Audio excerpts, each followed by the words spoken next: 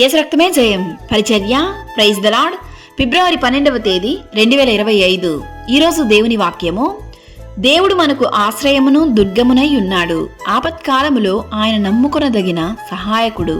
కీర్తనలు 46వ కీర్తన 1వ వాక్యము. ఆయనే నా రక్షకుడు. అవును క్రీస్తునందు ప్రియులారా, ఆయనే మన రక్షకుడు.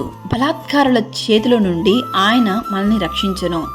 నా దుర్గము, నేను ఆయనను ఆశ్రయించుదును అని దావీదు కీర్తనకారుడు చెప్పుచున్నాడు. నా శ్రమలో నేను యెహోవాకు మొరపెట్టి తిని, నా దేవుని ప్రార్థన చేసి తిని. ఆయన తన ఆలయంలో ఆలకించి నా ప్రార్థన అంగీకరించెను. నా మొర ఆయన చెవులల్లో జొచ్చెను.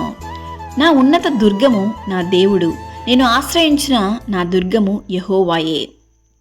నీతిమంతులు రక్షణ దారము బాధ కలుగునప్పుడు ఆయనే వారికి ఆశ్రయ దుర్గము. ఆయన దిక్కులేని దరిద్రుల ప్రార్థన నిరాకరింపక వారి ప్రార్థన వైపు తిరిగి ఉన్నాడు. ఎలయనగా ఆశగల ప్రాణమును ఆయన తృప్తిపరిచి ఉన్నాడు. ఆకలిగొనిన వారి ప్రాణమును మేలుతో నింపి ఉన్నాడు. ఈరోజు ఈ వాక్యం వింటున్న ప్రియ సహోదరి సహోదరులారా, మీకున్న సమస్యలను బట్టి, మీకున్న అవసరతలను బట్టి సహాయం కొరకు దేవుని సన్నిధిలో మొరపెట్టుము. మనుషులను నమ్ముకొనుట కంటే యెహోవాను ఆశ్రయించుట మేలు అను వాక్యమును బట్టి దేవుని సన్నిధిలో మోకరించి ప్రార్థించుము.